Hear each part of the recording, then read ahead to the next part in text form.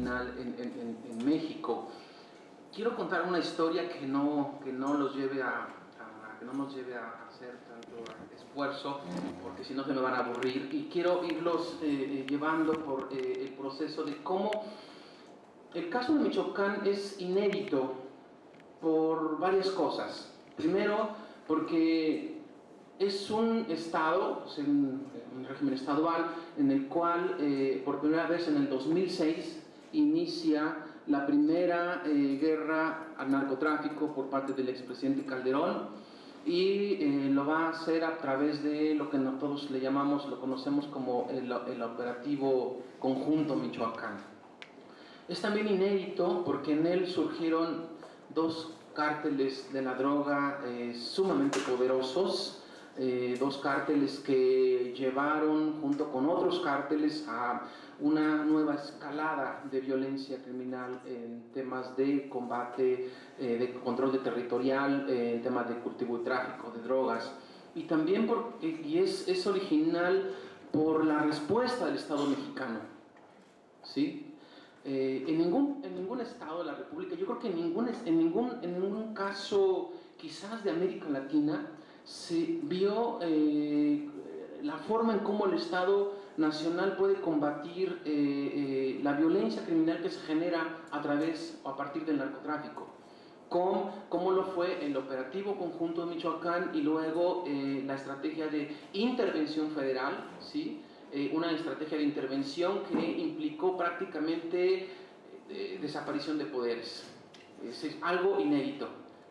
No es fácil, creo que, ver este tipo de asuntos en el marco de su propia dinámica y su propio, digamos, contexto nacional, porque es un estado que ha sido continuamente intervenido a partir de la amenaza de grupos que han detentado el control de drogas y de la violencia.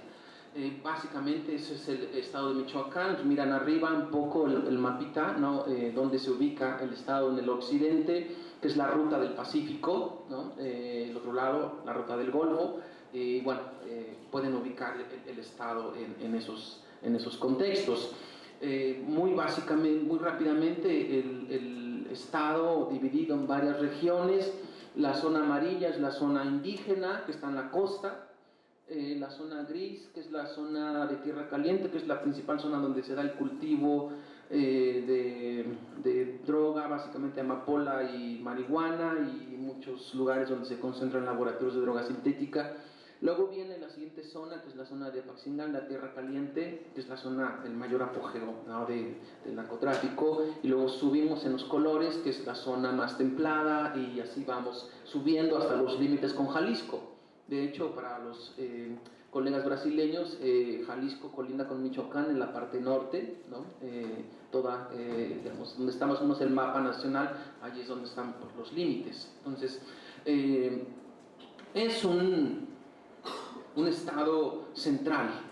Desde los 80s ha sido un estado en el que las rutas de tráfico de cocaína se iniciaron por el Pacífico a partir de la cancelación de la ruta del Golfo, y gran parte de los cargamentos estaban llegando por el Parque del Pacífico. Sí, un estado que además toda la costa está prácticamente deshabitada, es decir, hay comunidades, hay poblaciones indígenas y poblaciones mestizas, pero que no hay desarrollos turísticos, pero sí hay el primer puerto marítimo a nivel nacional más importante de México, y donde llega toda la producción de intercambio de Asia, como China, India y otros países. ¿Sí? Es el puerto de altura más importante localizado en la costa de Michoacán, junto con otro puerto que es Manzanillo, ¿no? Contiene varias características este caso, porque paralelo a la emergencia de dos cárteles, ¿sí?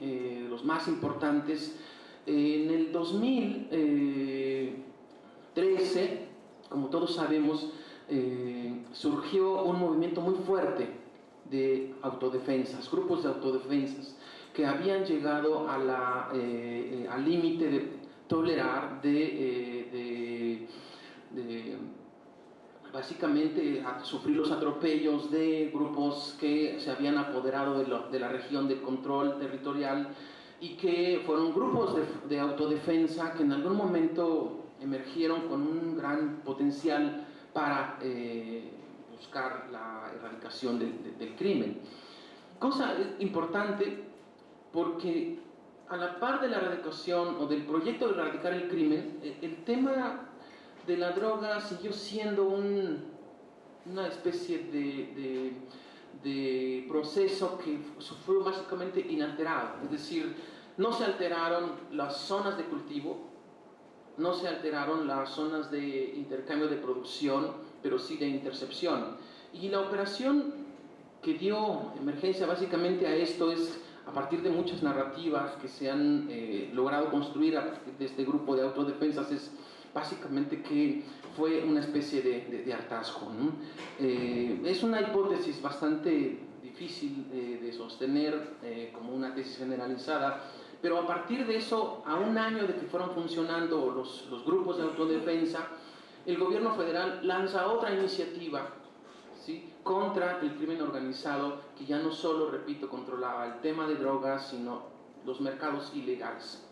Y este control de mercados ilegales implicaba gran parte de intervención en la vida social de las poblaciones. Esto es básicamente en esta siguiente imagen el trazo, grosso modo, del Plan Michoacán, que se dio como una estrategia inédita hace 2 años escasamente, que se dio para tratar de combatir la fortaleza de esos grupos del crimen organizado. Y se dio a partir del nombramiento de un comisionado nacional que en la práctica sustituyó al gobernador, ¿sí?, que trajo todo su equipo para poder implementar la estrategia de erradicación del crimen organizado. Actuó en marco de una reestructuración de la policía estatal, hubo presupuesto para incentivar procesos de desarrollo con prevención, hubo una gran reestructuración del gobierno estatal, ¿sí?, cambios a nivel reglamentarios de las leyes estatales y el proyecto de transformar las autodefensas en fuerza rural. Este tipo de intervenciones fue una estrategia que vino acompañada de lo que se le llamó un decreto de creación de una comisión para lograr incidir en el tratamiento del tema de la erradicación del crimen organizado, ¿sí? Repito, fue inédita porque a nivel nacional, en otros estados, teníamos casi el doble de índices de tasa de homicidios. A nivel nacional teníamos el doble, por ejemplo, el triple de formas de extorsión. Toda la frontera norte duplicaba o triplicaba la incidencia delictiva como algo más importante que el estado de Michoacán, ¿sí? Y era, me supongo que todavía mucho más importante el control de los puestos fronterizos, las garitas, que simplemente intervenir en la sierra para poder erradicar un cultivo ilícito. Entonces, esto es algo, repito, inédito, porque es la segunda vez que se actúa, y se actúa bajo un marco de combate contra el narcotráfico que no solo se apoderó del cultivo y del tráfico de drogas. Entonces, como decía al principio, es un experimento en donde se pueden ver la forma en cómo un Estado interviene en el combate o interviene en la regulación, ¿sí?, de una zona de cultivo y sus consecuencias que implica tener esa intervención. Durante todo el año en el cual surgió el movimiento de autodefensas, que eran básicamente civiles armados, que tomaron armas, no solo de las que contenían, sino armas que fueron confiscando a partir de la limpieza de las comunidades. Llegó a 3 meses, si ustedes observan en el mapa, presencia de grupos de autodefensa a más de la mitad del estado de Michoacán. Claro que esto es una representación gráfica que hay que hacer la acotación porque controlaban cabeceras municipales e infinidad de comunidades rurales, pero no era un control estricto del territorio en su conjunto, ¿no? Pero era importante tenerlos en los checkpoints, en todas las zonas. Entonces, si ustedes miran, gran parte de la expansión de las autodefensas había sido a 3 meses, muy importante, con el argumento de erradicar extorsiones, erradicar secuestros, erradicar todo el sistema de impunidad que se había creado alrededor, ¿no? Expulsaron autoridades, expulsaron otro tipo de sicarios, y fue un movimiento realmente bastante complejo, porque de haber surgido como un movimiento de respuesta social, de respuesta popular, muy rápidamente el movimiento fue transformándose con una complejidad vertiginosa. Había grupos de autodefensa que realmente estaban respondiendo a gran parte de agravios en zonas rurales, en zonas donde se podía mirar la extorsión, el secuestro como de una forma muy visible. Pero había otros lugares en donde la relación de grupos de autodefensa no era muy claro, ¿no? No era muy clara la línea en donde era un movimiento genuino desde abajo y en donde era un movimiento que estaba siendo ya cooptado, infiltrado, de tal forma que durante todo el año que duró y el proceso de institucionalización hubo una gran tensión en este movimiento. Y esta gran tensión se define a partir de 4 tipos de actores que concentran ese movimiento, que son los verdaderos autodefensas y los que nacieron con el movimiento, los que enarbolaron esas demandas de combate al narcotráfico, pero también hubo lo que se le llamó los arrepentidos. Es decir, personas que habían sido halcones, sicarios, alguno que otro líder de plaza, pues, llegaba y decía, bueno, lavo mis pecados, entonces quiero formar parte de autodefensas, y por tanto pasaban a engrosar parte de sus filas, ¿no? Había otros que eran los perdonados, bueno, que eran los perdonados, los infiltrados, que eran otros grupos, otros flujos que exprofesamente venían con un proyecto de infiltrar el movimiento para lograr crear esas contradicciones, ¿no? Y había otros movimientos que básicamente esos infiltrados eran gente que se colocaban de otros cárteles que estaban aprovechando el movimiento para poder digamos, jalar un poco de espacio. Entonces fue un movimiento que se fue desarrollando demasiado, muy complejamente en esos 4, pero con la intervención que se dio, bueno, esto es un mapa donde logramos ubicar alrededor de 200 barricadas que se habían construido, es decir, barricadas checkpoint para que se vean como fronteras de revisión de grupos para que no fueran, los criminales no pasaran de un territorio a otro y se convertían estos grandes estos checkpoints en espacios de control. Se ubicaron a marzo del 2014, es decir, a un año y medio. Esas barricadas, si ustedes lo miran, habían ya cubierto gran parte del sur, del centro, hasta una parte del norte, ¿no? Y estas barricadas representaban un problema importante, no solo por los procesos de infiltración, sino también por los cambios que habían generado en las directrices del movimiento, ¿no? Repito aquí, el movimiento de autodefensas surge en el contexto de esa demanda contra los cárteles, contra las prácticas que se habían instaurado por parte del crimen organizado, pero también por el excesivo violencia desatada a partir del tráfico y consumo de drogas. ¿Sí? La base central de esto es el consumo, el cultivo y el tráfico que se genera desde estos espacios, desde la costa, las producciones. Entonces, eso es el problema mayor que tenemos, ¿no? Con el proceso de intervención federal, lo que vamos a encontrar es que esta intervención es prácticamente una intervención en todos los ámbitos, ¿sí? Se había calculado que no solo el combate al crimen organizado significaba eliminar un cártel, sino tenían proyectos de inversión social, tenían proyectos de legalizar la industria minera que había en la costa, es decir, hacer todo un programa de de reestructuración del Estado. Inédito porque hasta hace 3, 4 años las políticas frontales contra el crimen organizado habían sido una lucha sin tregua, ¿sí? Y esa lucha sin tregua, lo único, como sabemos y como lo ha dicho nuestro amigo José Manuel Valenzuela, ha generado infinidad de muertes, ¿sí?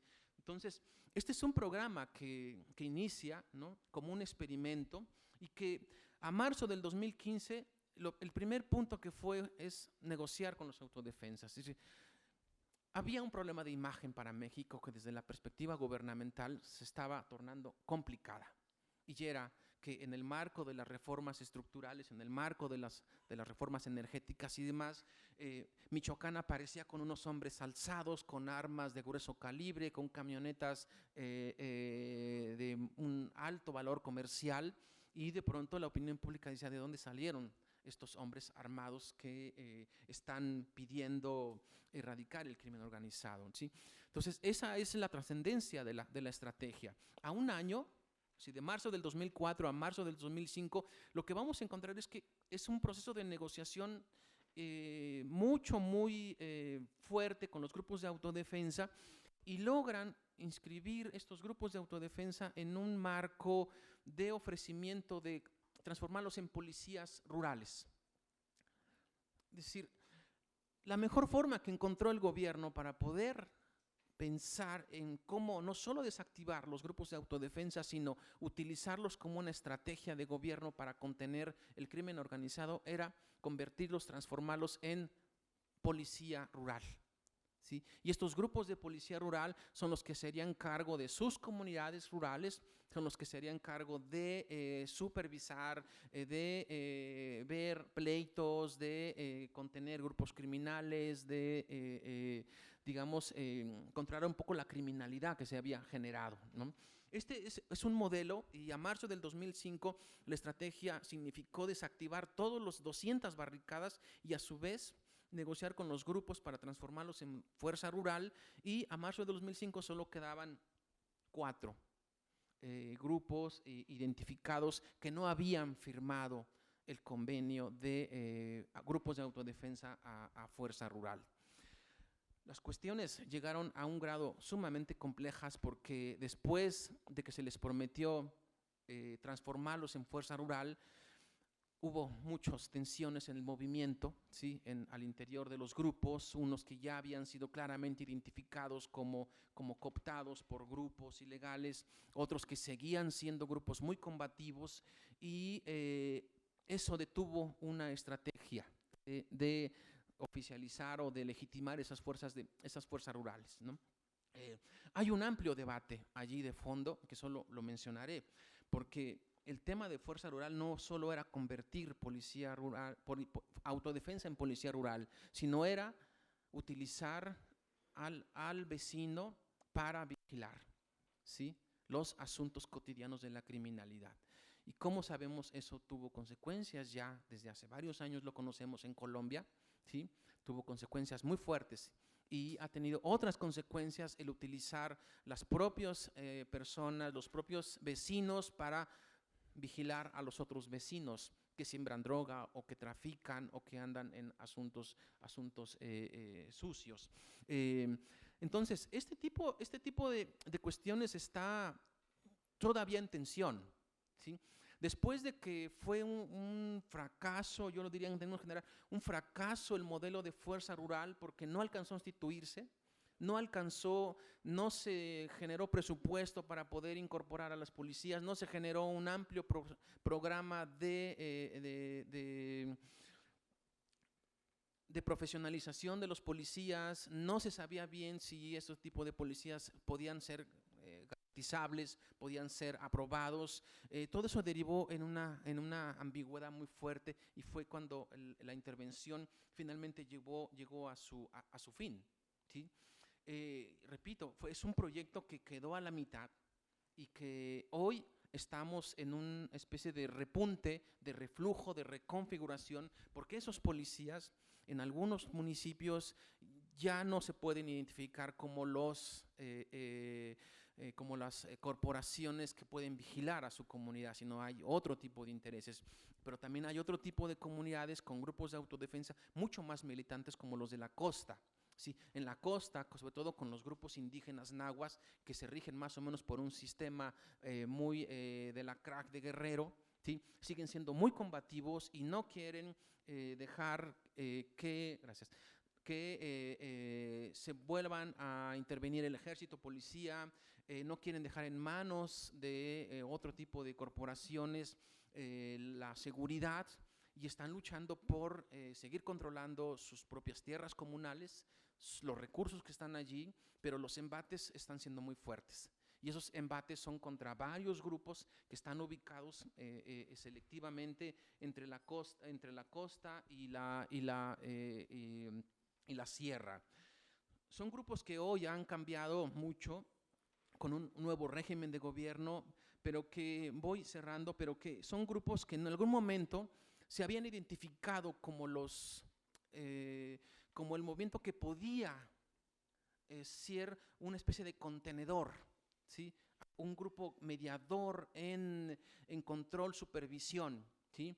Y ese grupo mediador se ha venido abajo y hay toda una reconfiguración. Por tanto, el tema del proyecto de intervención hoy está viendo sus lados muy huecos, sus lados serios de sus límites gubernamentales, porque no solo desde el tema de presupuesto, sino desde inversión, desde supervisión, desde vigilancia, está otra vez en el aire, ¿sí? Y ese proyecto que se inició es un proyecto que básicamente en el corto plazo está básicamente casi olvidado. Creo que este tipo de experiencias nos ayuda a ver entonces cuál es el lado, cuáles son esas alternativas, ese tipo de políticas públicas que los gobiernos están utilizando para poder comprender, amortiguar, regular la violencia que se genera a partir del crimen organizado. Y ese tipo de cuestiones nos ayuda a ver a través del experimento Michoacán por qué esos fracasos rotundos, ¿sí? Yo escribí un último artículo en Nexos en Línea hace poco, en donde hacía una comparación, hablaba de las lecciones de Michoacán sobre Guerrero y Jalisco, porque en Jalisco inició un ascenso de violencia muy fuerte hace un par de meses, y ese ascenso de violencia volvió a colocar en los reflectores el tema no solo de los cárteles michoacanos, sino también de las profundas relaciones que hay y lo que hay en medio de un territorio amplísimo donde se cultiva, se trafica drogas, donde hay laboratorios de drogas sintéticas. Y sin embargo, la respuesta del gobierno federal fue una operación Jalisco con la misma estrategia de intervención basada, de seguridad, basada en el control por parte del sector de las Fuerzas Armadas del Estado, o sea, Ejército y Policía Federal. Entonces, la gran pregunta y lección es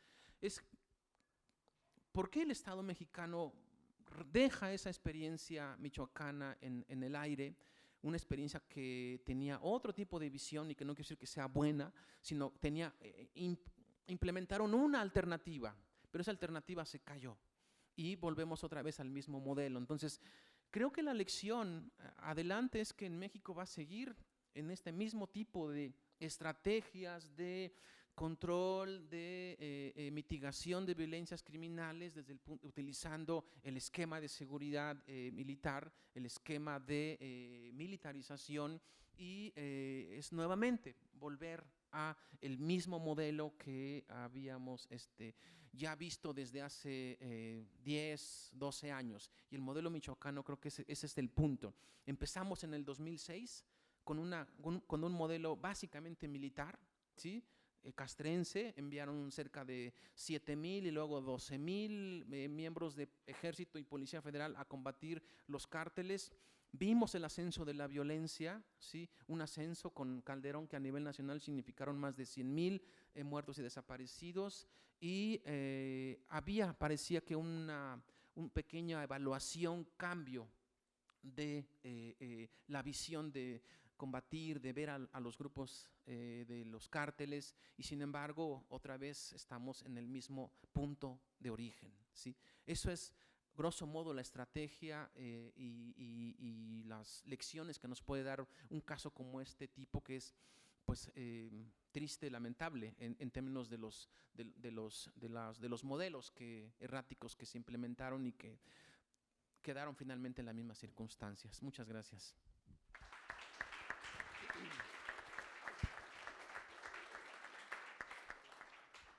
Bueno, agradecemos al profesor Maldonado sus importantes referencias sobre el proceso vivido en Michoacán, que, como él lo refiere, pues se da primordialmente en la zona de Tierra Caliente michoacana, que es una región rica, productora aguacate y otros, y ese alzamiento armado pues que se da contra el poder predatorio de los caballeros templarios.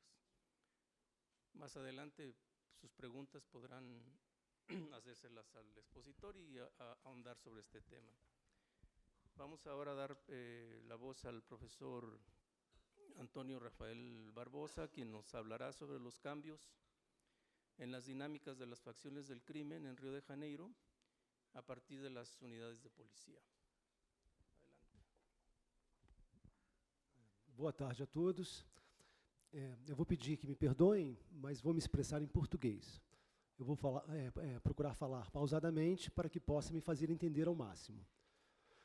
Bem, o que eu vou procurar apresentar rapidamente para vocês é a maneira como o mercado de drogas se vem configurando no Rio de Janeiro nas últimas décadas.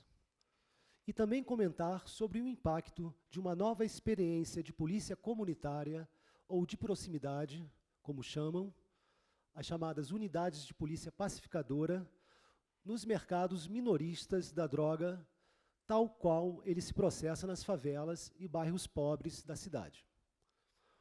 O comércio de drogas no Rio de Janeiro tem uma longa história, mas foi somente na década de 80, com a entrada massiva da cocaína no comércio minorista da droga, que o assunto passou a despertar o interesse da opinião pública. Neste caso, havia um outro elemento a reforçar tal interesse. O crescimento do mercado da droga nas favelas parecia estar associado ao surgimento de uma organização criminosa, como tal já era chamada, o Comando Vermelho. Isto de fato aconteceu. Homens do Comando Vermelho se estabeleceram nas favelas e bairros pobres para se ocupar do negócio da droga. Mas é um engano pensar que o comando surgiu associado ao tráfico de drogas.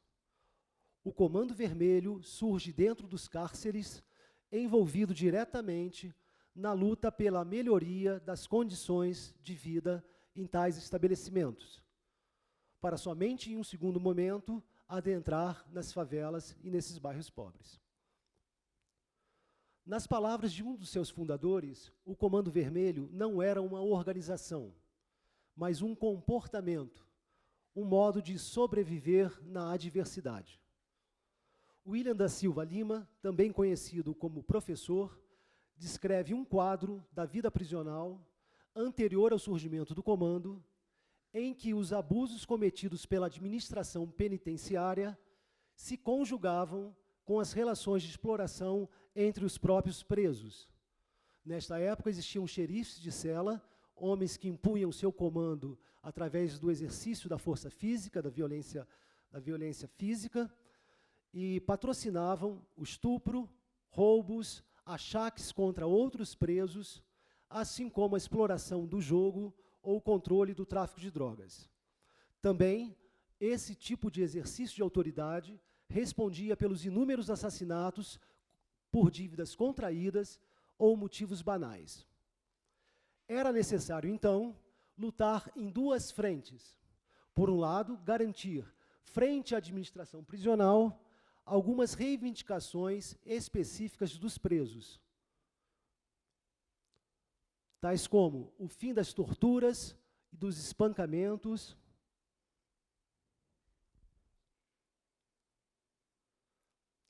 o direito à visita íntima, o melhor tratamento para as visitas, a melhoria das condições de vida dentro das unidades. Algumas dessas reivindicações foram alcançadas nos anos subsequentes, como o direito à visita íntima, por exemplo. Por outro lado, também era preciso consolidar a disciplina e o respeito entre os próprios presos. E, mais do que isso, criar mecanismos de apoio mútuo entre aqueles que estavam dentro das cadeias, dos cárceres, e os que se encontravam nas ruas. O Comando Vermelho, por sua vez, dará origem a outras facções, por oposição nos momentos iniciais do crescimento de sua influência e poderio, ou, posteriormente, por rompimentos entre algumas de suas lideranças. Há, certamente, uma segmentaridade própria que atravessa o arranjo faccional do crime no Rio de Janeiro. Eu não posso me ocupar muito disso aqui, mas quero apenas mencionar uma das linhas de tensão que está na origem desse processo. O Comando Vermelho foi concebido inicialmente como uma irmandade entre aqueles que correm, no linguajar das gírias, como se diz, sobre a mesma bandeira no crime ou vestem a mesma camisa. Portanto, as facções guardam essa marca. Não são, ou não deveriam ser, espaços em que relações hierárquicas de poder possam se constituir. Deve-se afirmar que no crime todos são iguais e que um bandido que se deixa mandar ou controlar por outro não pode ser respeitado, não merece respeito. Desta maneira, podemos dizer que, ao contrário do que pressupõem algumas definições de crime organizado, os comandos, o Comando Vermelho no Rio de Janeiro e o primeiro comando da capital em São Paulo e as demais facções, são projetados como um espaço de negociação política contínua, constituído dentro e a partir dos cárceres, por aqueles que são do crime, indistintamente, de forma indistinta. É o tema da igualdade que abre um campo de debates e disputas infinito e é o principal motivo presente nas acusações morais entre membros das facções. Recordo que, há algum tempo atrás, o primeiro comando da capital, principal facção de São Paulo, que está praticamente presente em todos os estabelecimentos carcerários do Estado, escreveu na palavra de ordem compartilhada com o Comando Vermelho do Rio de Janeiro, paz, justiça e liberdade, esta é a palavra de ordem, o tema da igualdade. A palavra de ordem se torna paz, justiça, liberdade e igualdade. Marcando assim suas diferenças, tanto em relação com os líderes, com as lideranças do PCC no passado, como com outras facções que permitem o surgimento de centros de poder em seu interior. Então, essa é uma primeira maneira de enunciar o que podemos entender por uma facção. O que denomino aqui de facção, o que é denominado de facção, é um conjunto de alianças, especialmente de líderes que controlam os grupos em nível local, mas não somente deles, e um espaço de negociação contínua construído dentro e a partir dos cárceres, das cadeias. Bem, essa maneira de enunciação, ela projeta, nos termos da equação, o princípio de hierarquia, né, quando eu falo de liderança. Eu estou colocando essa tensão aqui para marcar que, de fato, perceber as facções do crime como espaço de negociação que toca a todos de forma indistinta, que participam das atividades criminosas. Outra coisa é afirmar que a facção é, de forma privilegiada, um espaço de aliança entre as lideranças do crime. E essa segunda forma de concepção corresponde mais ao caso do Rio de Janeiro do que a São Paulo. E eu vou explicar por quê. Bem, geralmente as guerras do tráfico de drogas no Rio de Janeiro tinham como justificativa para os ataques e defesas de territórios o chamado olho grande ou olho gordo do outro, né, do inimigo, o desejo de acumular riqueza e poder por parte dos rivais, ou mesmo daqueles que são considerados irmãos ou amigos que estão sobre a mesma bandeira, o que nesse caso gera ruptura faccional. Então, as guerras são motivadas por esse desejo de tomar o território do outro, tomar a comunidade, a favela do outro e os seus pontos de venda de drogas. Bem, neste caso é importante que eu fale rapidamente como se configuram os grupos locais no Rio de Janeiro que se encarregam dessa venda de drogas nas favelas e comunidades pobres. Bem, no Rio de Janeiro, onde existe o comércio ilegal de drogas, chamado de movimento, esse comércio é controlado por grupos marcados por uma forte hierarquia na distribuição dos recursos políticos e econômicos. Grupos esses também chamados de firmas, no Rio de Janeiro. No topo da escala se encontra o dono do morro, ou também chamado de patrão. Na sua ausência, por exemplo, se ele está preso, como é o caso da maioria deles nos dias de hoje, quem responde por ele é o chamado frente de morro. O dono de morro possui o poder decisório sobre a vida e a morte de todos aqueles que pertencem ao grupo local, assim como sobre todos aqueles que habitam o território sob o seu controle. Abaixo dele, os cargos são distribuídos entre gerentes, com diversas especialidades, soldados, vapores, vendedores na ponta da linha da droga, né? Falcões, que são chamados vigias, e por aí vai. O dono, por sua vez, conta com diversos expedientes de distribuição de recursos que garantem a adesão dos membros do grupo, assim como daqueles que se dedicam a outras atividades criminosas, especialmente assaltos.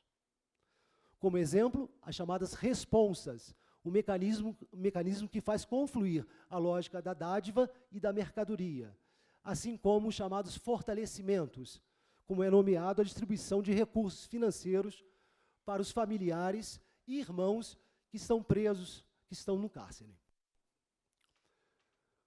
Desta maneira, os grupos locais que praticam o comércio de drogas, em razão do seu controle territorial e dos acordos com a polícia que são necessários para fazer funcionar esse mercado, assim como no que diz respeito a esse perfil de liderança hierárquica consolidada nos territórios, se apresentam como um risco potencial de contaminação das facções por tais linhas de centralização e hierarquização política. Por isso que eu digo que a segunda maneira de enunciar a facção como um espaço de aliança entre lideranças corresponde justamente à influência desse modelo de funcionamento dos grupos locais. Dois pontos ainda merecem ser ressaltados, e eu vou falar deles rapidamente. Em primeiro lugar, que o crime, como é chamado, é um conceito complexo, eu não posso desenvolver aqui, como essa noção ela é carregada nos contextos do Rio de Janeiro e de São Paulo. O crime ele se distribui entre diversas especialidades, também chamadas de armas, segundo uma antiga gíria, né? E existem inúmeras passagens entre essas armas. Então, não é possível a gente pensar o tráfico de drogas como dissociado do sequestro, dissociado do assalto a bancos, dissociado do roubo de automóveis. Né? Então, há conexões múltiplas entre todas essas atividades. E também acusações morais entre aqueles que participam de uma ou outra atividade, como no caso daqueles que são ladrões, que de certa maneira, tomam pejorativamente a atividade do tráfico de drogas em razão dos seus acordos com a polícia. Bom, o segundo ponto diz respeito propriamente às relações com a polícia. É impossível o tráfico de drogas existir no Rio de Janeiro sem uma certa interface com a atuação policial, com os organismos policiais. Eu lembro de vocês daquilo que no Rio de Janeiro nós chamamos de arrego, que é uma permissão de funcionamento, um alvará de funcionamento, que é o pagamento semanal aos corpos policiais para deixar que o mercado funcione, né? A chamada mineira, também de acordo com as gírias, que é o sequestro de um traficante importante por policiais, seguido de extorsão. A segurança particular de um dono de morro feita por policiais, esse caso também existe. O reforço militar em caso de invasão de um território por parte de grupos de policiais, também é possível, também acontece. A entrega de um X9, de um informante policial, né, também é negociado com tráfico de drogas, os policiais ganham algum dinheiro com isso, e principalmente a principal atividade econômica exercida pelos policiais no que diz respeito ao controle do tráfico de drogas, que é a venda de armas e munições. Isso realmente muitas batidas policiais nas favelas e bairros pobres são motivados pela apreensão de armas, principalmente, que é a mercadoria mais valiosa que está em jogo aí. Bem, o tema da unidade das polícias pacificadora, eu vou falar muito rapidamente também, porque não vai haver muito tempo aqui. Bem, nós podemos atribuir o crescimento do mercado de armas, assim como o contínuo emprego da violência letal, à competição estabelecida entre as facções do crime pelo controle dos territórios para a venda de drogas. Todavia, não devemos esquecer que, desde os anos 80, o controle policial no Rio de Janeiro tem como principal estratégia de regulação do mercado de drogas o combate militarizado aos grupos locais do tráfico. Como também não podemos ignorar o papel desempenhado por grupos de policiais e ex-policiais que abastecem o tráfico de drogas, como eu disse, com munições e armamentos utilizados em situação de guerra. Assim, as operações de combate e controle à venda de drogas servem, momentaneamente, para interromper as rotinas de venda, causar prejuízos e efetuar prisões, medindo a capacidade de resistência dos grupos locais. Mas, muitas vezes, tais ações são voltadas diretamente para o extermínio, efetuando uma forma perversa de controle biopolítico, ou mais propriamente tanatopolítico, da população composta, em sua grande maioria, por homens jovens, pobres e negros, que habitam as denominadas, pelo mesmo jargão policial, áreas de risco. Foi no sentido de modificar esse estado de coisas, os moldes tradicionais das relações entre polícia, tráfico e moradores, que se tentou sucessivamente, em diversos governos estaduais no Rio de Janeiro, a introdução de modelos de policiamento comunitário. A UPP vamos dizer assim, a última versão dessas tentativas de introdução desses modelos. Ela surge no ano de 2008, numa localidade conhecida como Morro de Santa Marta, e até meados desse ano já se contabilizava 42 unidades instaladas em diversas favelas da cidade. Nos primeiros anos em que vigorou o projeto, foram altas as taxas de aprovação pela população em geral, em razão da redução dos conflitos armados e, consequentemente, das mortes violentas como resultado dos frequentes tiroteios entre traficantes, mas principalmente entre traficantes e policiais, quando da invasão dos policiais nessas comunidades. O projeto das UPPs, assim, atingia inicialmente o seu principal objetivo. Tais unidades de polícia pacificadora não foram criadas para acabar com o comércio de drogas, mas para produzir o ordenamento social a partir do controle policial do território e da redução das ações de violência armada. Por outro lado, a entrada das UPPs provoca efeitos sobre os modos de conceber o controle territorial por parte do tráfico de drogas. Muitas das chamadas bocas de fumo, pontos de venda de droga, se tornam móveis, ao menos nos momentos iniciais da ocupação. E muitos traficantes vão se deslocar para outras regiões da cidade ou dos municípios em seu entorno, expulsos que foram de suas comunidades de origem. Mas é principalmente sobre a própria concepção do fazer policial que a mudança deveria acontecer. A unidade de polícia pacificadora deveria servir também como experiência de pacificação da própria polícia. Ela deveria servir para que a polícia deixasse de cometer essas ações de extermínio que eu acabei de falar anteriormente para vocês. Em anos recentes, o modelo vem sofrendo diversas críticas e perdendo seu reconhecimento positivo, principalmente entre os moradores de algumas localidades em que atuam as UPPs. Como ressaltei em outra ocasião, a UPP não se configurou como uma polícia comunitária, nem em suas práticas, nem nos efeitos produzidos por essas práticas. Os impeditivos são diversos. Em função do tempo, vou correr um pouquinho aqui, citar apenas rapidamente esses problemas encontrados. Em primeiro lugar, aquilo que diz respeito à relação com os moradores desses bairros pobres da cidade do Rio de Janeiro. A polícia, tradicionalmente, atuou nessas comunidades, invadindo casas, arrombando portas, quebrando mobiliário, agredindo fisicamente os moradores, assassinando inocentes, como é chamado nas favelas, sem motivo algum.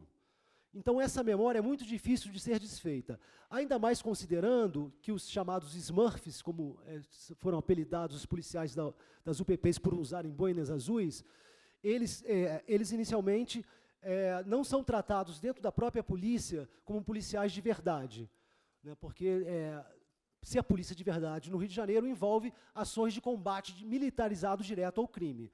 Então, essas próprias cobranças dentro da própria corporação da Polícia Militar do Rio, fez com que muitos deles passassem a procurar simular a atuação de um policial de verdade, né? Invadindo casas, batendo em moradores, dando tiros a esmos, né? Então, esse tipo de ação também faz com que os moradores recuem ainda mais nesse processo de apoiar o projeto de polícia pacificadora. Bem, então, para encerrar, eu quero só colocar, então, um resumo das críticas atuais que vem sofrendo esse projeto, né? Em primeiro lugar, que as UPPs elevam a um novo patamar, têm elevado a um novo patamar a militarização do controle policial, transformando em principal dispositivo da gestão urbana nas favelas e bairros pobres da cidade. O segundo alvo de críticas das UPPs é enunciado fortemente na fala dos moradores de tais bairros, de tais favelas, de tais bairros.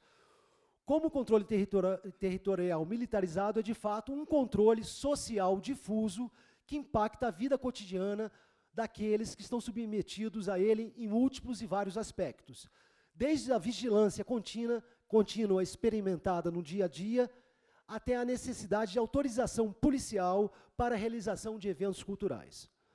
E, por fim, as UPPs garantem a abertura de tais territórios para diversas iniciativas que conjugam controles estatais e corporativos, regulação fundiária e legalização da propriedade, controle do transporte antes informal, oferta formal de diversos serviços, como luz, água, gás, sinal de TV a cabo e a respectiva cobrança por tais serviços.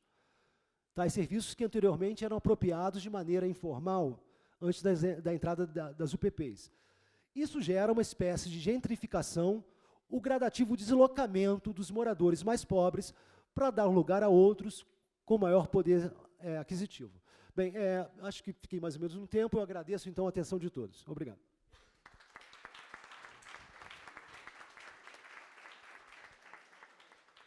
Bien, muchas gracias al profesor Barbosa.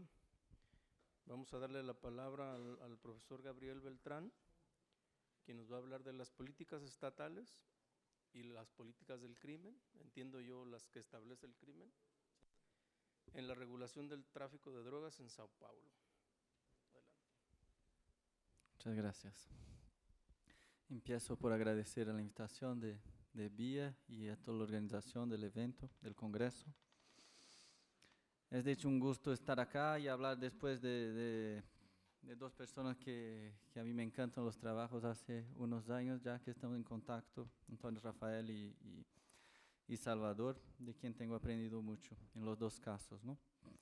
Yo, como ellos, voy a contar una historia, ¿no? Ahora en del caso más reciente de las interfaces entre las políticas de drogas establecidas por el Estado en São Paulo y las políticas establecidas por el crimen en el Estado de São Paulo, que resultan un poco en la conformación de la dinámica criminal que regula el mercado de drogas en São Paulo, por lo menos en los últimos 20 años, ¿no?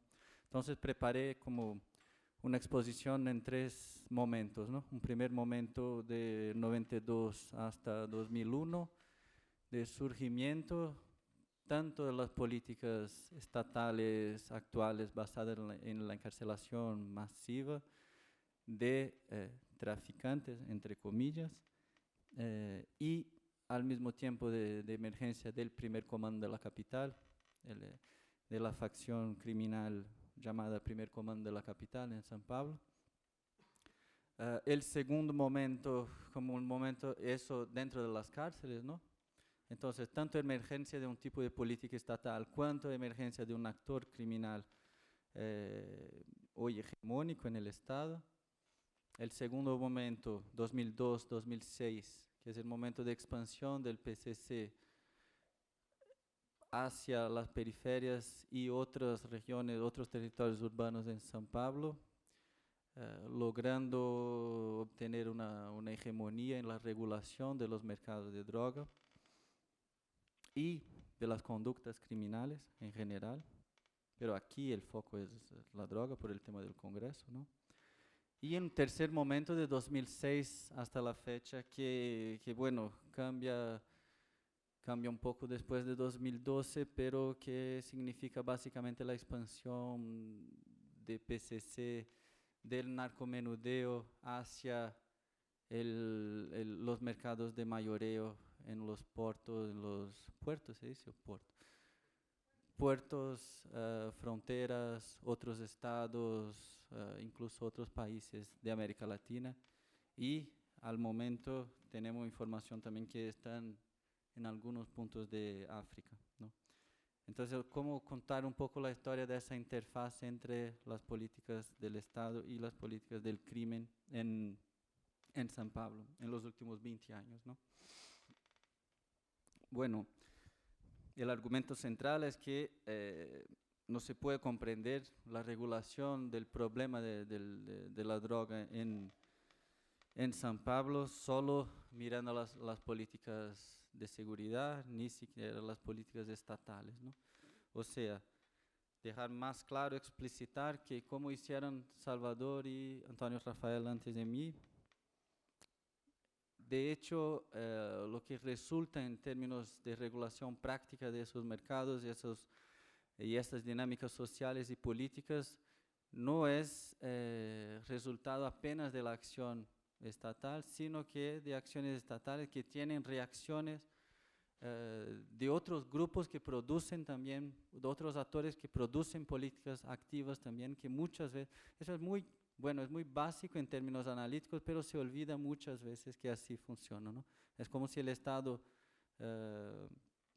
actuara solo y las debilidades de intervención fueran solo de ineficiencia estatal, y se olvida que del otro lado hay acciones muy activas y efectivas muchas veces, ¿no? que están involucradas en el desarrollo de esas políticas, ¿no?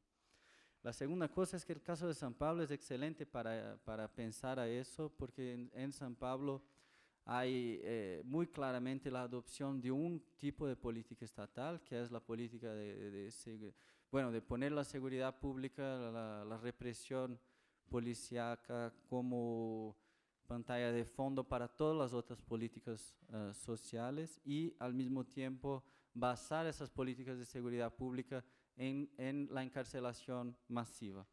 Y bueno, y la segunda cosa es que ese tipo de política generó como reacción una cosa que es inédita y también muy específica y única en el caso brasileño, que es de un Estado que tiene una sola facción, un solo grupo criminal que es hegemónico en toda la regulación de los mercados ilegales, no solo del tráfico de drogas, pero todo de asalto a banco, robo de autos, los mercados de autos, etc.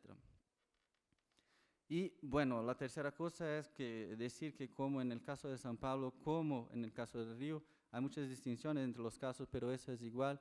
El crimen no es un conjunto de acciones criminales o acciones ilegales, sino el crimen es una instancia de poder, de pertenencia, de generación de valores, generación de formas de vida muy específicas que están relativamente autónomas de las formas más estatales, más comunitarias de conformación urbana y política, ¿no? O sea, que el crimen es también en São Paulo considerado una actitud, ¿no? Un proceder, como se dice, ¿no?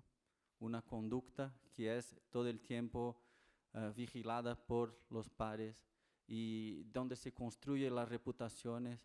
Y eso quiere decir que hay gente que no está efectivamente involucrada en actividades criminales, pero es considerado alguien del crimen. Y gente que tiene operación de mercados ilegales, pero no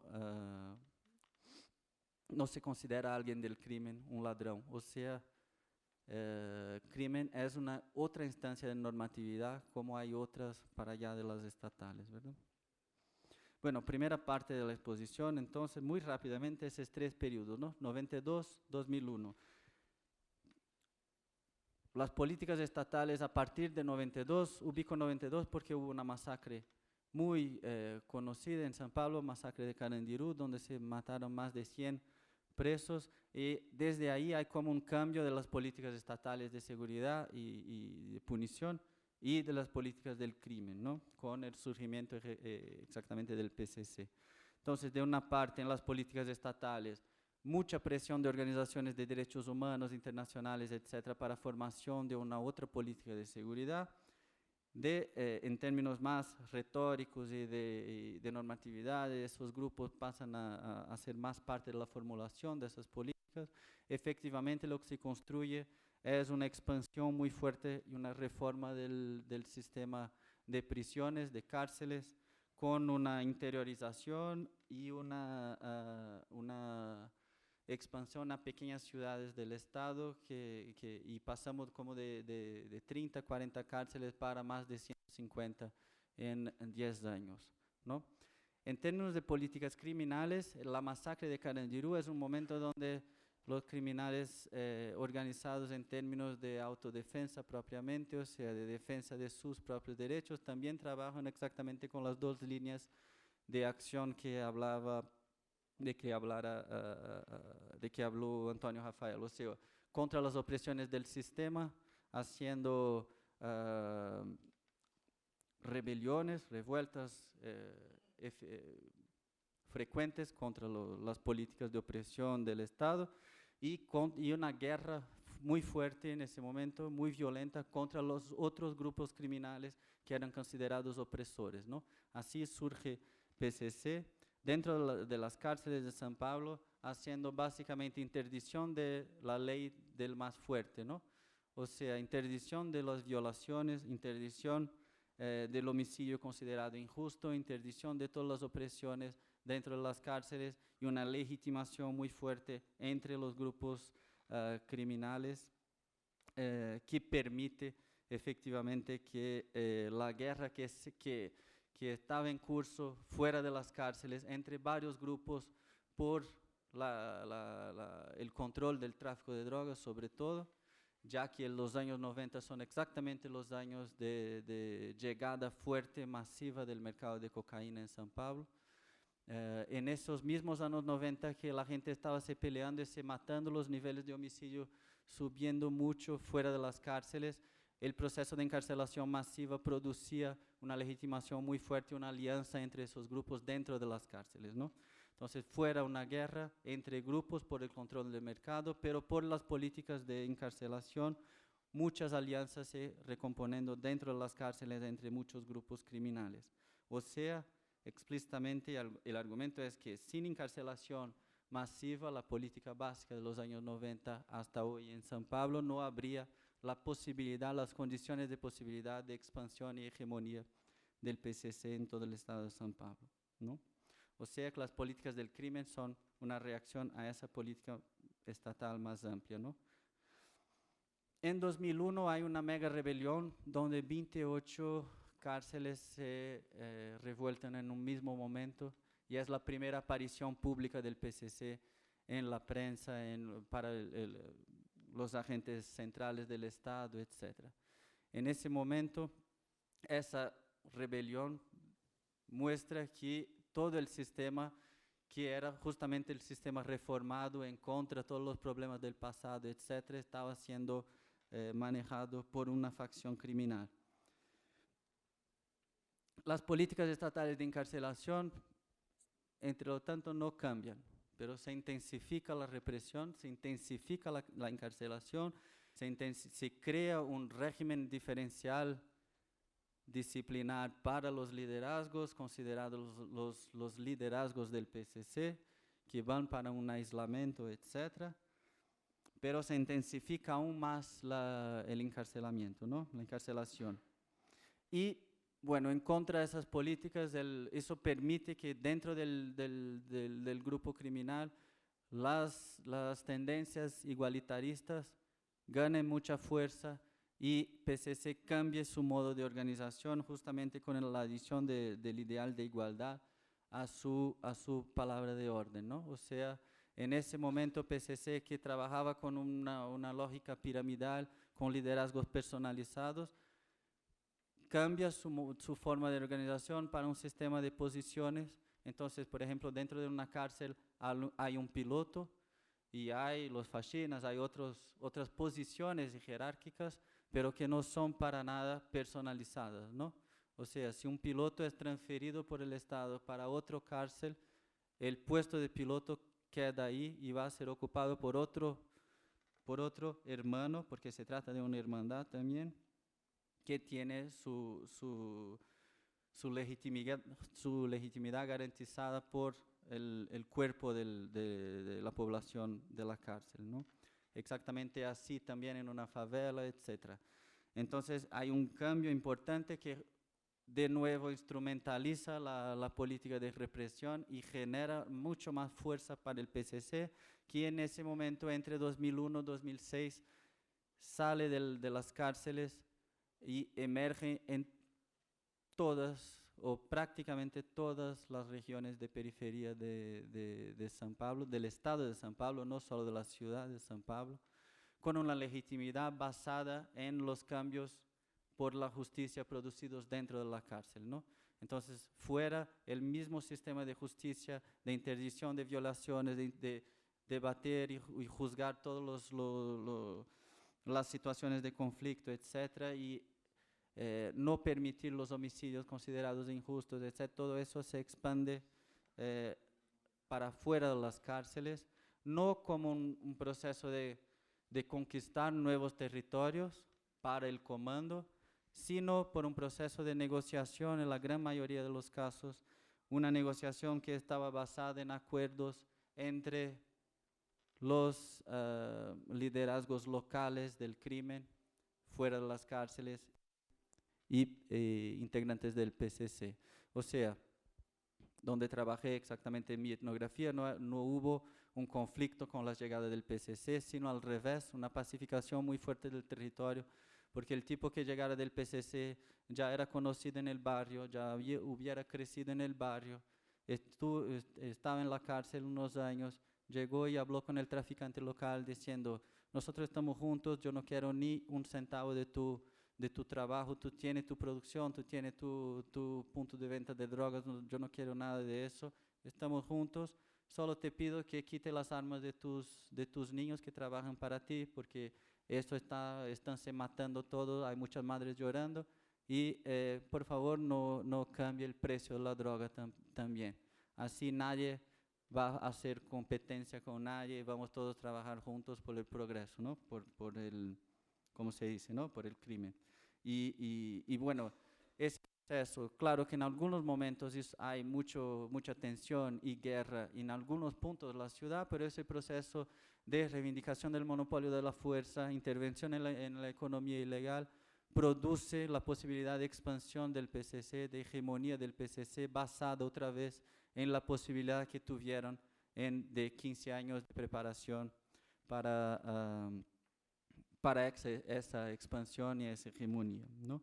Entonces, en 2006 ya está establecido PCC en casi todas las zonas de periferia de San Pablo, con ese tipo de regulación política y mercantil del tráfico de drogas, de la justicia local, de un tipo de pertenencia local. El homicidio había bajado muchísimo en esas regiones, para más de la mitad de 5 años antes.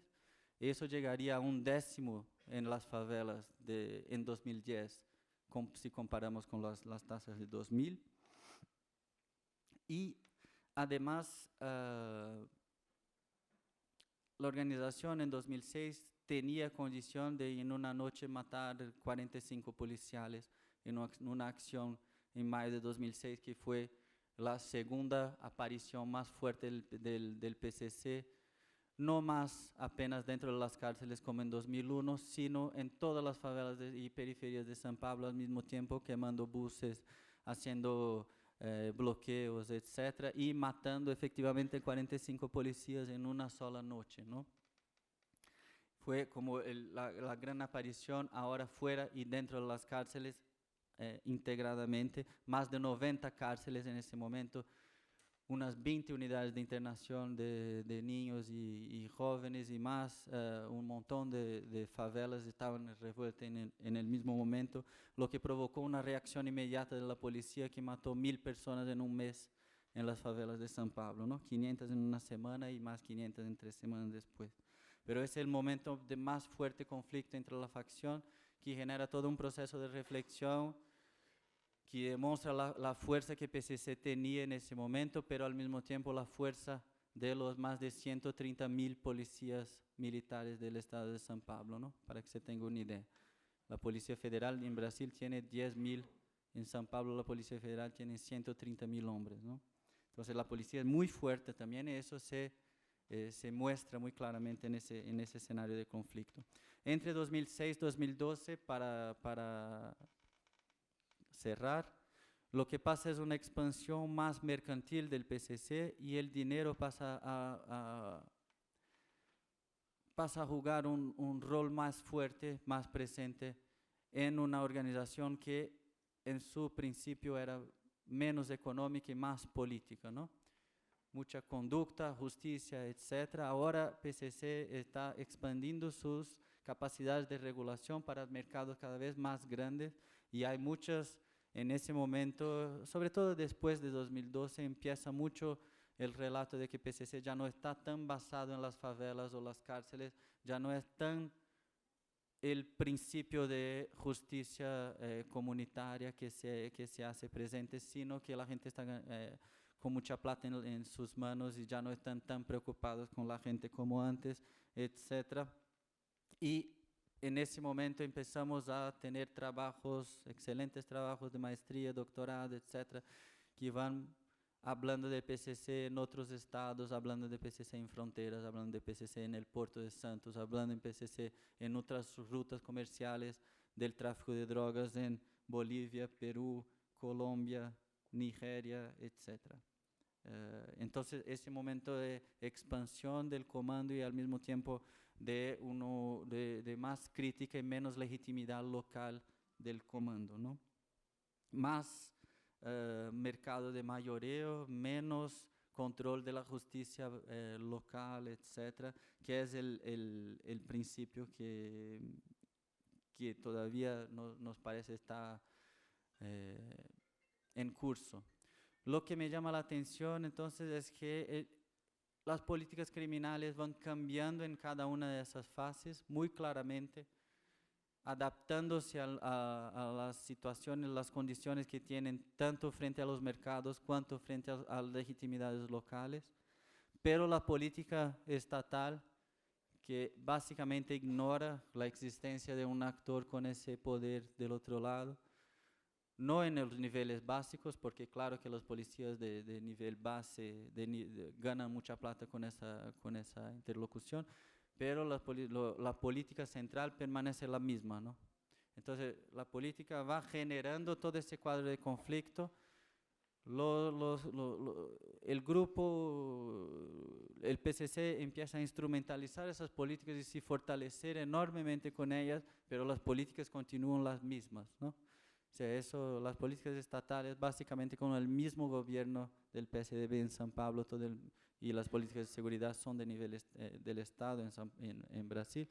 Eso continúa la misma, es como entonces yo trabajo con la idea como de una máquina de generación, de criminalización selectiva y al mismo tiempo de regulación, expansión enorme y regulación de los mercados criminales, que están siendo siempre funcionalizadas, instrumentalizadas por las políticas del crimen, que, bueno, no son ni siquiera consideradas en el debate más público sobre seguridad pública en Brasil.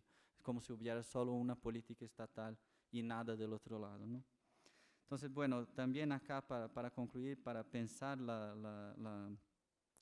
el tema de las drogas contemporáneamente, yo creo que tanto en el caso de Michoacán, cuanto de Río, cuanto de San Pablo y otros acá en México, creo que está muy claro para mí que Incluso sobre el tema de legalización, etcétera, no debemos pensar las drogas solo como algo que está sob jurisdicción del Estado y que cambiar las políticas estatales sería suficiente. Claro que es muy importante, pero no sería suficiente para bueno, mejorar la cuestión.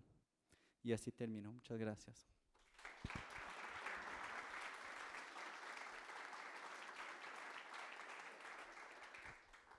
Bueno, muchas gracias. Vamos a abrir un espacio de 13 minutos aproximadamente para preguntas que tengan para nuestros expositores.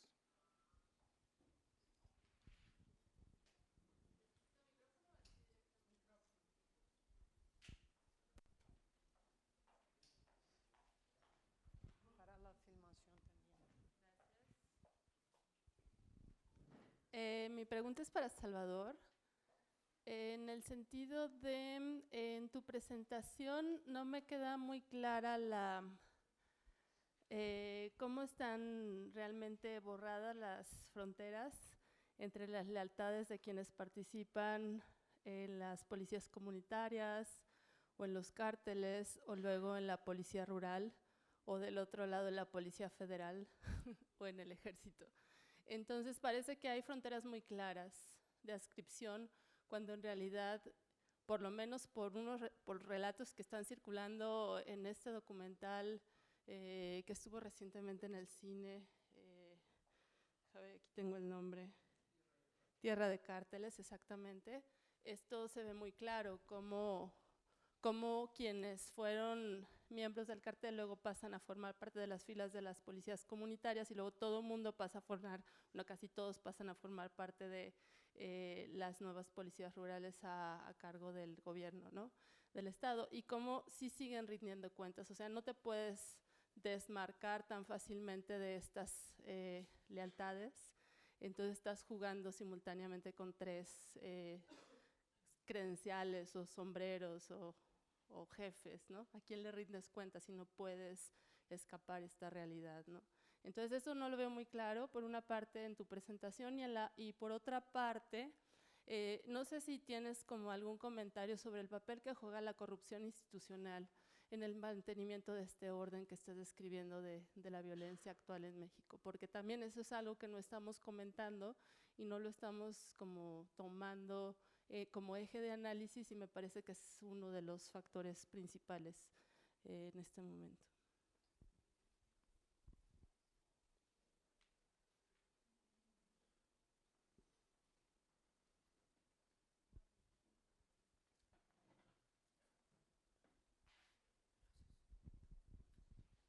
Bueno, para nosotros la experiencia de Michoacán es una cosa increíble, ¿no?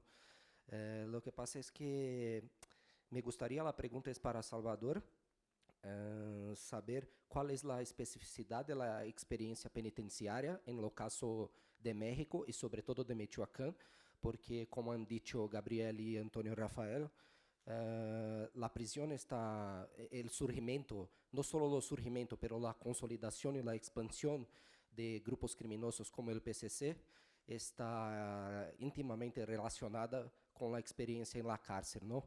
Entonces, me gustaría saber cuál es la especificidad de la experiencia penitenciaria en lo que se refiere a los grupos criminosos de Michoacán.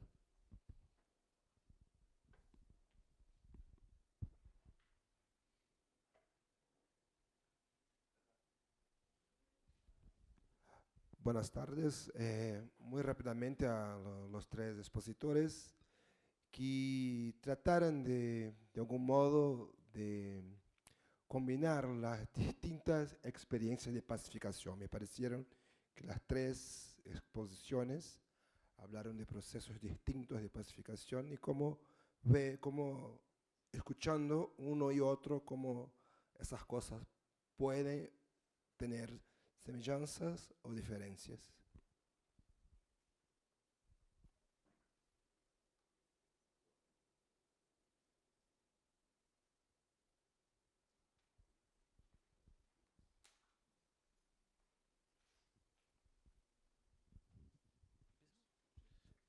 Bien.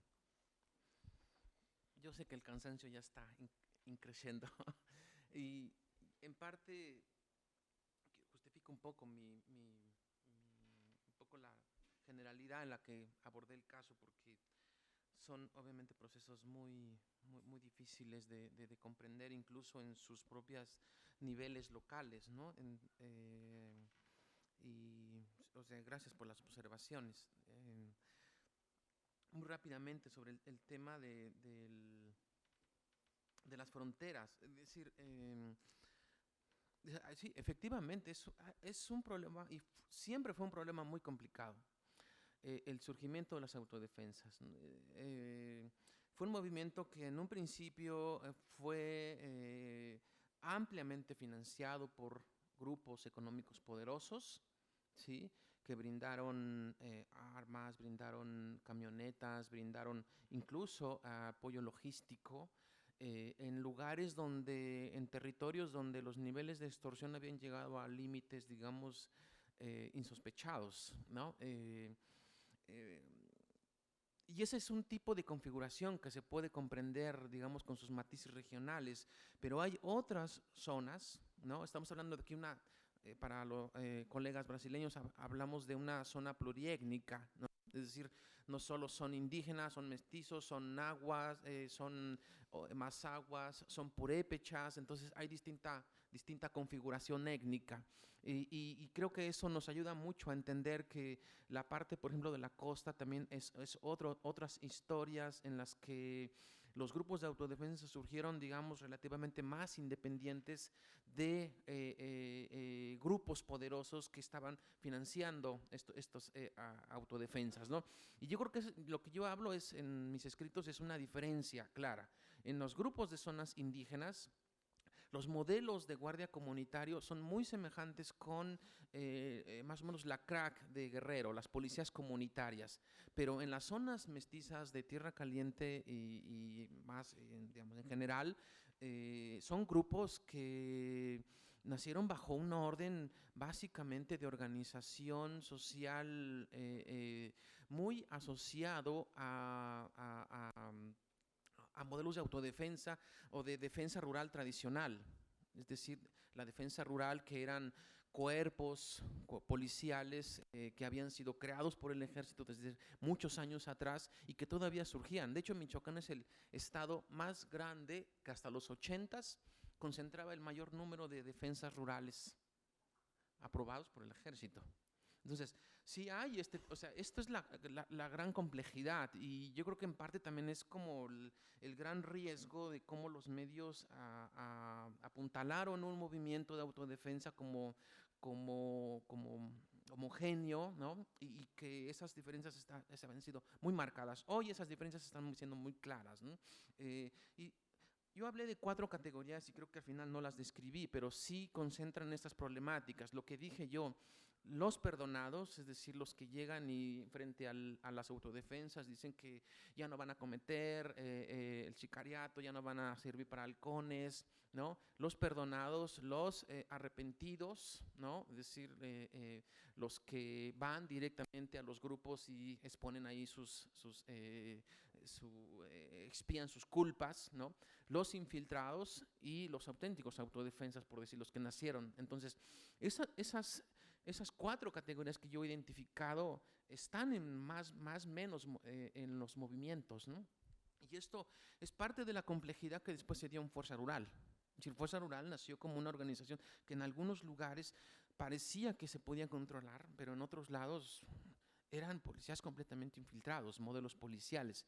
Entonces, sí estaban a un paso de casi de grupos paramilitares, ¿sí? Y eso era un enorme riesgo y yo creo que varios grupos sí estaban metidos en esa lógica. Entonces, sí, recupero esta idea de que es borrosa esa frontera, pero creo que con sus matices regionales. Yo no diría, por ejemplo, que los grupos de la costa, básicamente de Aquila, donde regularmente hago visitas, de que son grupos infiltrados. Y tienen sus modelos comunitarios, pugnaron por sus modelos comunitarios y ellos mismos dijeron, nosotros no queremos ser policía rural, queremos ser guardias comunitarios, que es distinto a un modelo que se había. Entonces ellos adaptaron a sus usos y costumbres esa forma de organización. Y ese es el debate, porque eso significaba un control territorial. Entonces, el control territorial es que es la mayor zona minera donde se ubican las tierras comunales de los nahuas, del grupo indígena de los nahuas, ¿sí? Una zona minera en donde se calculaba que antes de las autodefensas, gran parte de los minerales, o sea, miles de toneladas de hierro, salían de manera clandestina rumbo a Asia.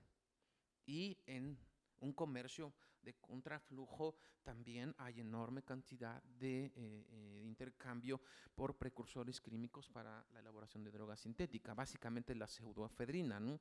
Que la pseudoefedrina se obtiene del procesamiento de la efedrina, de una planta que solo se aparece en lugares como la India, China, Afganistán en alguna parte. Con eso se elabora el precursor químico para hacer la pseudoefedrina y a su vez crear la droga sintética, la metanfetamina. Entonces, ese intercambio es sumamente complejo, yo diría un poco en esos términos, ¿no? Y sí, o sea, la corrupción policial.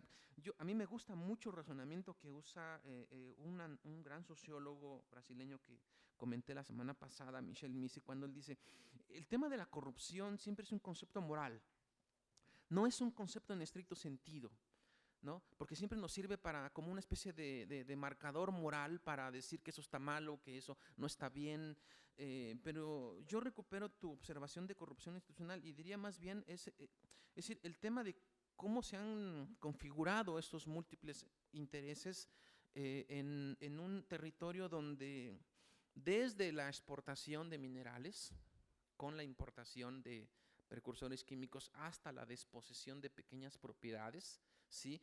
Configura gran parte de estos múltiples intereses, ¿no? Por decirles, como ya lo repetí la semana pasada, un dato. En el estado de Michoacán hasta hace 3 años, por ejemplo, la constitución local no sancionaba el delito de peculado más de 3 meses. ¿Y qué significaba eso para todo un aparato público, ¿no? En donde el Congreso local, por ejemplo, no había ningún problema en que esa ley viniera desde como 4 años antes, ¿sí? Es decir, esas sanciones no venían. Entonces, por ahí vienen estas grandes configuraciones, ¿no? Si se le quiere llamar corrupción, ok, yo más bien diría como que son ese tipo de articulaciones de poder lo que está en el fondo. Y sobre el tema penitenciario, yo creo que, o sea, quizás hay un matiz o hay varias diferencias con Brasil, ¿no? En temas del sistema carcelario, porque si entiendo la pregunta, es decir, no es tanto que las cárceles produzcan delincuentes, criminales, y a su vez se conviertan un poco como en la configuración del PCS, que sí lo es. Lo más importante, por ejemplo, en ciertas zonas, y eso es nada más para agregar un dato que no es general, pero sí es muy significativo. En mis múltiples investigaciones, gran parte, por ejemplo, del aprendizaje de pertenecer al crimen organizado se da a partir de experiencias migratorias. Es algo distinto. O sea, uno encuentra narraciones en las localidades ¿dónde empezaste? ¿No? Pues empecé en el sur de Estados Unidos, pues no tenía trabajo, empecé de camello, empecé a correr droga y me metieron 3, 4 veces a la cárcel y hasta la 4ª vez me dijeron, la siguiente no vuelves a salir, entonces se regresan a México. Pero gran parte de las redes, lo que quiero decir es que hay un constante intercambio transfronterizo, ¿no? De gente que está en los 2 espacios, Estados Unidos, México, y formar parte de esas redes. Es algo muy interesante. Las cárceles obviamente siguen produciendo criminales, pero estos otros indicadores son algo importante. Solo en términos de la operación que se dio, de la intervención federal, sí es algo preocupante. Y bueno, no sé hasta dónde se puede evaluar positivo o negativamente, pero lo que produjo la intervención federal un año es que se ejecutaron más de 7,000 averiguaciones previas y se metieron a la cárcel cerca de 7,000 personas, 8,000 personas en un año. Entonces eso, digamos, sobrepasó los niveles de poblamiento de los escasas cárceles en Michoacán que había. Gran parte se fueron como parte de procesos de procuración de justicia, ¿no? pero obviamente el sistema penitenciario parece que sigue siendo el mismo tipo, ¿no? En México. Es decir, no hay ningún sistema de alternativa que se haya innovado, por lo menos que yo conozca de manera trascendental, ¿no? Bueno, creo que dejo hasta aquí para no extender. Então, rapidamente, o tema da pacificação, eu vou só comentar um pouquinho a questão do Rio e um contraponto com São Paulo. Quando a gente fala na pacificação, dentro do projeto das unidades de polícia pacificadora, a gente pode pensar em duas dimensões, uma externa e uma interna. A dimensão interna, como eu falei, é a pacificação da própria polícia, né? Fazer com que a polícia possa operar dentro da legalidade e operar com um baixo nível de exercício da violência. Bom, quando isso, de certa maneira, isso entra em colapso em algum momento, isso reflete naquilo que eu vou chamar também de o segundo plano, né, o nível externo, né, que é a redução das ações de violência armada e do poderio armado dos traficantes. Me parece que o modelo ele tem como sinal do seu fracasso justamente a incapacidade de reformar os modos tradicionais de negociação das mercadorias políticas, né, das mercadorias ilegais nas comunidades pobres, nos bairros pobres da cidade. Então, essa dupla face, interno e externo, elas estão acopladas. A pacificação da polícia e a pacificação voltada para a redução do poderio bélico do tráfico de drogas. Em São Paulo, me parece que também é uma coisa semelhante. Para dentro do PCC, você tem um imperativo, a paz, justiça e liberdade, a paz entre os ladrões. Então, internamente, o PCC realmente consegue produzir esse ordenamento dentro das cadeias, principalmente, e nas relações do partido. Para fora, essa paz, na verdade, ou essa pacificação, ela aponta para um estado de tensão contínua. Então, quando vigora a bandeira branca do PCC, os conflitos eles têm que passar por uma série de negociações, de debates. Você tem redução, inclusive, das taxas de homicídio em São Paulo. Então, tem efeitos muito certos. Mas é um estado de tensão contínuo, porque também é um imperativo de bater de frente com o sistema, de bater de frente com a polícia, né? Então, essa pacificação ela também oscila nesses dois pontos. No, perfecto. En el caso de San Pablo, el homicidio en 2000 era en toda la ciudad más o menos 70 por 100.000. 70, más o menos. Y en el barrio donde trabajé, por ejemplo, que es más o menos lo que eran los barrios de periferia, eso iba para 100, 110, 90, eso depende un poco del barrio. Más o menos, el número no está perfecto, pero más o menos ahí. En 2010, el número en toda la ciudad era 20 y pico. Y en los barrios eso era 6 en Sapopemba, 8 en otros barrios. La pacificación es muy, en términos objetivos de homicidio, ¿no? Eso baja muchísimo, lo que externamente significa aumento de la criminalidad violenta, ¿no? Entonces, más robo de bancos, más robo de autos, más latrocinios, más, o sea, eso decimos mucho para la gente de criminología que usa el indicador de homicidio como algo para pensar todo el resto de la violencia, etc. Eso siempre Daniel Irata dijo también. En San Pablo exactamente lo opuesto, el homicidio baja mucho y todas las tasas de criminalidad fuera de las periferias suben, ¿no? Entonces, pacificación relativa, un poco en términos de esa tensión que Rafael decía, ¿no? Pero lo importante para mí es que esa es la base más fuerte de tasas de homicidio, la baja más fuerte de tasas de homicidio en Brasil. Y está basada en una legitimación social muy fuerte del PCC, una capacidad política del grupo criminal de negociar sus alianzas y su expansión, y al mismo tiempo una capacidad de regular de mercados que ese grupo tuvo y tiene, y de tener plata para pagar a los policías para que no exista confrontación violenta, ¿no? Entonces, los momentos entre, por ejemplo, 2002, 3, 4, hasta 2012, más o menos, con la excepción del momento de demostración ritual de la fuerza en 2006, lo que tuvimos fue una negociación muy mercantil entre criminales y policías que bajaba el uso de la violencia, ¿no? Cuando no se paga un acuerdo con un policía, ahí la violencia explota. Entonces, efectivamente violencia y dinero como mediación de relaciones sociales, y cuando hay plata se puede bajar el nivel de violencia en esa relación que no tiene tanto en términos morales o en términos de ley, de derecho, etcétera, no tiene cómo pacificar, pero en términos mercantiles se pacifica, ¿no?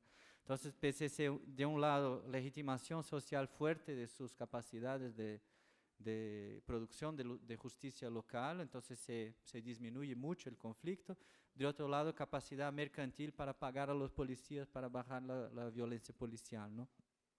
Eso todo cambia un poco en los últimos años, pero eso tenemos que tener más investigación para saber exactamente lo que pasa ahora. ¿Ok? Muchas gracias. Bueno, pues agradecemos a nuestros ponentes de esta tarde. Pedimos un aplauso para